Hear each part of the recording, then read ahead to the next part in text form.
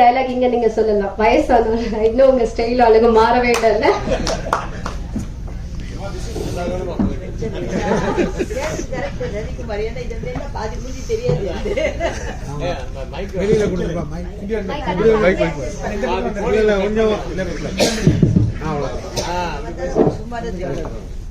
இன்னும் கூட சென்டர் வந்து கதை வந்து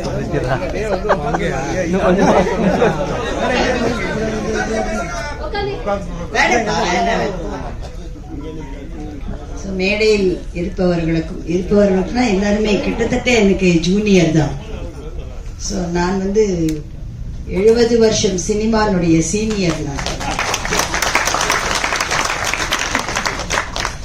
நிறைய டைரக்டர்ஸ், நிறைய கேமராமேன், நிறைய வசனகர்த்தா, நிறைய நடிகர்கள், நீ என்ன சொல்றதுன்னே தெரியல. ஆனால் சினிமா தான் என் குடும்பம். அந்த குடும்பத்தோட நான் என்னைக்குமே இருப்பேன், ஆண்டவனுடைய அருளை.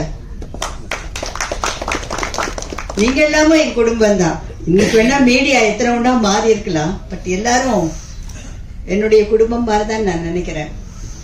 ரங்கராஜ் சார் என்னுடைய ஃபர்ஸ்ட் படமா செகண்ட் படமான்னு ஞாபகம் இல்லை, நெஞ்சம் எல்லாம் நீயே. அதை மறக்கவே முடியாது. அதுல நானும் கவுண்டமணியும் ஃபர்ஸ்ட் பண்ண படம். அன்னைக்கு நான் எப்படி பார்த்தேனோ அதே மாதிரி இந்த படத்துக்கு அவர் கூப்பிடும்போது எனக்கு ரொம்ப ஆச்சரியமா இருந்தது. ஏன்னா அவருடைய படங்கள் வந்து சாங்ஸ் டெஃபினட்டா அவருக்கு ரொம்ப லக்கு, டைட்டில் அவருக்கு ரொம்ப நல்ல லக்கு. அதே மாதிரி இந்த கொஞ்சம் காதல் கொஞ்சம் மோதல், அதுவும் ரொம்ப அருமையான டைட்டிலா அவருக்கு அமைஞ்சிருக்கு. அதே நேரத்துல பாத்தீங்கன்னா அந்த ஷார்ட்ஸ், அதாவது அவர் ஒன்றும் ஃபாரின் ஹெரின் போல, ஃபாரின் போகாமே இருக்கிற இடத்துலயே அவ்வளோ அழகா அந்த கேமராமேன் வந்து அவ்வளோ அழகா அந்த படம் பிடிச்சு காமிச்சிருக்காரு. ஏன்னா இப்ப தொட்டானு எல்லாமே ஃபாரின் தான்ற மாதிரி இருக்கு. ஃபாரின் தேவைதான். ஏன்னா முதல்ல போனது ஸ்ரீதர் தான், சிவந்தம்மன் படத்துக்கு ஃபர்ஸ்ட் போனதவர் தான். இருந்தாலும் அந்த இருக்கிற இடத்துலயும் அந்த பாட்டும் நல்லபடியா அமைஞ்சிருக்கு. ஸ்ரீகாந்தும் பூஜிதாவும் ரொம்ப அழகா அதுல நல்லா பண்ணிருக்காங்க. நல்ல கண்ணுக்கு நல்ல இதுவா இருக்கு. நிஜமாவே இந்த மாதிரி படங்களை வந்து நிறைய என்கரேஜ் பண்ணணும். கொஞ்சம் பண்ணாதான் அடுத்தவங்க வரவங்களுக்கு நம்பிக்கை இருக்கும். இல்ல இதுதான் ஃபார்முலான்னா அப்புறம் என்ன பண்றது சொல்லுங்க பாருங்க.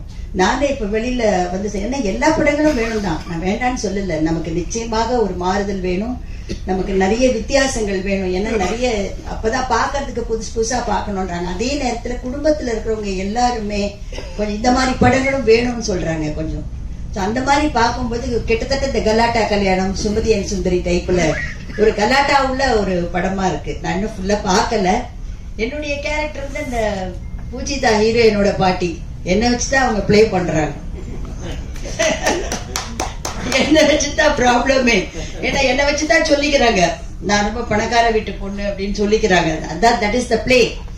ஸோ அது ரொம்ப நல்லா அழகா வந்திருக்கு. இதுக்கு எல்லாருடைய சப்போர்ட்டும் வேணும், உங்களுடைய சப்போர்ட்டும் வேணும். மக்கள் ரசிகர்கள் எல்லாருமே தியேட்டருக்கு வந்து தயவு செய்து பார்க்கணும். அது எந்த படமா இருந்தாலும் தியேட்டருக்கு கொஞ்சம் வந்தது. என்ன இல்லை, நல்லா தியேட்டரு 100வது நாள் விழா 250வது விழாலாம் நான் பார்த்திருக்கேன். நான் இப்ப தியேட்டர்ல போய் ஜனங்களோட உட்காந்து பார்க்க முடியலன்ற மாதிரி இருக்காது. அதனால என்னுடைய மனமார்ந்த வாழ்த்துக்கள் மியூசிக் டைரக்டர், கேமராமேன், யார் டெக்னீஷியன்ஸ் இதுல ஒர்க் பண்ணாங்களோ, ஆர்டிஸ்டோ எல்லாருக்குமே என்னுடைய மனமார்ந்த வாழ்த்துக்கள். என்ன இந்த இதுக்கு கூப்பிட்டதுக்காக நானும் என்ன ஒரு நல்ல இதுவா கிடைச்சிருக்கேன். எனக்கு ஒரு நல்ல கேரக்டர் கொடுத்ததை ஒழுங்கா பண்ணிருக்கேன்னு நினைக்கிறேன். நன்றி, வணக்கம். தேங்க்யூமா, தேங்க்யூ சோ மச்.